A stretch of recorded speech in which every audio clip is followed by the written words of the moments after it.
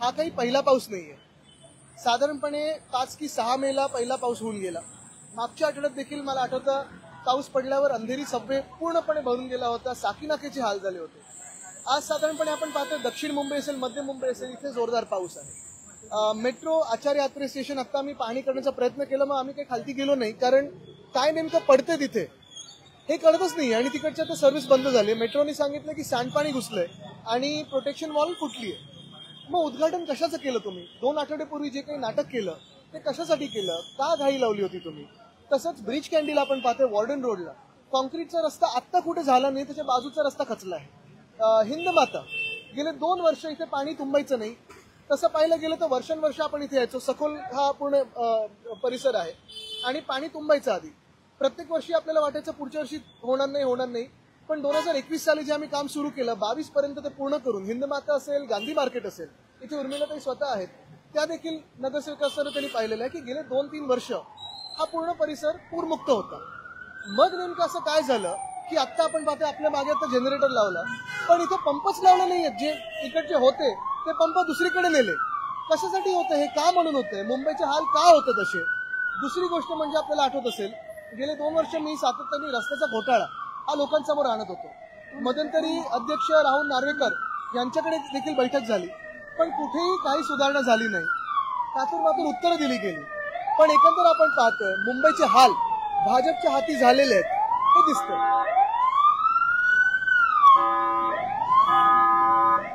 Generators जे आहेत ते जनरेटर्स जागेवर नसणं, ते चालू नसणं आणि पावसाळ्याच्या काळामध्ये एकंदर मुंबईची मान्सूनची तयारी काय होती हे आपल्याला दिसते. रस्ते आम्ही कधीपासून सांगतोय की आता क्लोजिंग स्टेजला आणा.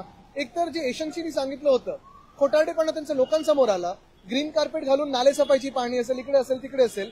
कुठच्या कॉन्ट्रॅक्टरला पेनल्टी लावली तुम्ही? कोणाकडून दंड आकारलेला आहे? कोणाला ब्लॅकलिस्ट केलेलं आहे? कारण खड्डेमुक्त तर झाले नाही, पण तुमच्या खिशातले खड्डे भरून काढलेले आहेत. मी भाजपला असेल किंवा एशन्सीनं सांगेन की जरा राजकारण फोडाफोडीचं बंद करा आणि मुंबई असेल, पुणे असेल, ठाणे असेल, इथे लक्ष द्या. कारण मुंबईकरांचे असेल किंवा महाराष्ट्रभरात सगळ्याच शहरांचे हाल झालेले करून त्या ठिकाणी बघा. इथे हिंदमाता आम्ही पूर्ण यंत्रणा जी लावली होती ती नीट होती. इथून सेंट झेवियर्स ग्राउंड असेल तिथे पाणी जायचं, गांधी मार्केटचं पाणी तिथे यायचं आणि तिथून मग आपल्या पंपिंग स्टेशनला जायचं. होल्डिंग पॉइंट बनवला होता इथे, तसंच मिलन सबवेला पण बनवलं होतं. पण हे सगळं कुठे यंत्रणा बंद पडली आहे हे कळणं गरजेचं आहे. मेट्रो स्टेशन मध्ये भिंत खचू कशी शकते? भिंत पडू कशी शकते? जीवाला धोका नाही येतं. मुळात कॉन्ट्रॅक्टरसाठी सगळं काही चाललंय. लाडका कॉन्ट्रॅक्टर ही योजना आपल्या राज्यात आपल्याला दिसते. शेतकऱ्यांचे काय हाल झालेत? कितीतरी 1000 हेक्टरवर अवकाळी पाऊस झालेला आहे. मदत कुठेही गेली आहे?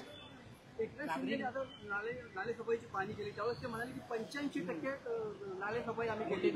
त्यांचा खोटारडेपणा लोकांसमोर आला, जो आम्ही वर्षानुवर्ष पाहत होतो. ज्या कारणासाठी ते पळाले ते आता दिसते सगळ्यांना.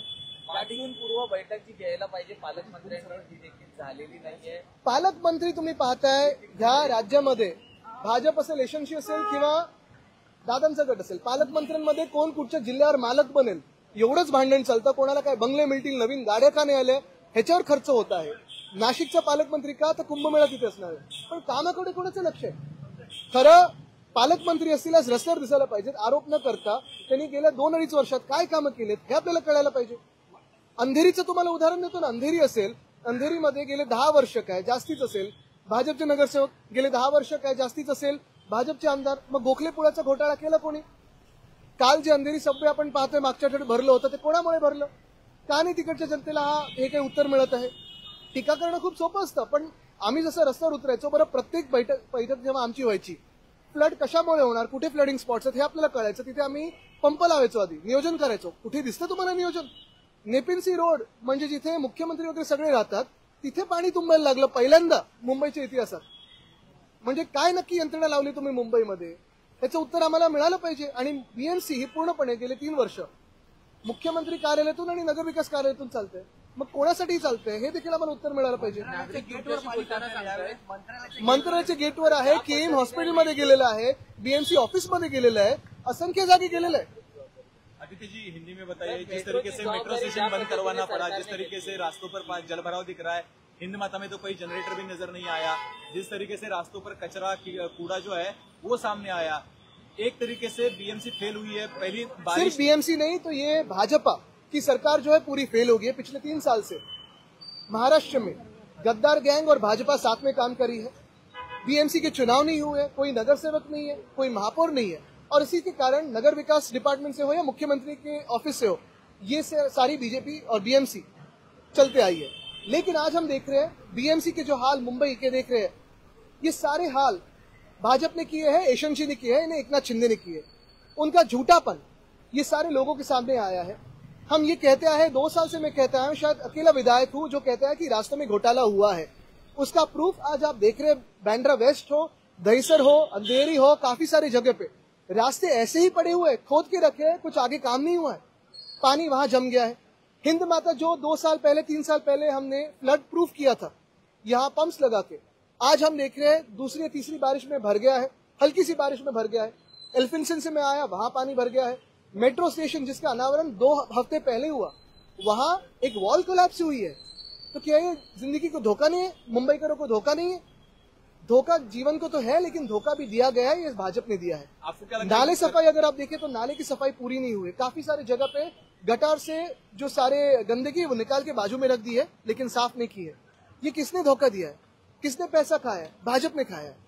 और अगर भाजपा के हाथ बीएमसी जाएगी तो ऐसे ही हाल इससे भी खराब होते जाएंगे। सिर्फ मुंबई के नहीं, आप देखो तो पूना में भी सिंहगढ़ रोड का क्या हाल हुआ है, पूना सोलापुर हाईवे क्या हाल हुए, फिर वो भले नेशनल हाईवे हो या शहर के कोई रास्ते हो, भाजपा ने उनके लाडले कॉन्ट्रैक्टर्स के लिए ये हाल हमारे महाराष्ट्र के लिए किए हैं। आपको लगता है कि करप्शन की वजह से जिस तरीके से काम करप्शन हो और निकम्मापना हो, ये दोनों है।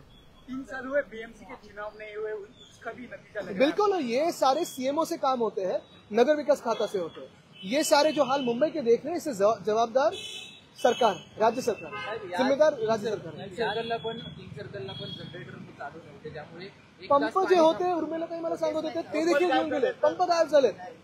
मग कोणाला तुम्ही जबाबदार पकडणार? हॉस्पिटलमध्ये पाणी जातं कसं? केम मध्ये जातं कसं पाणी?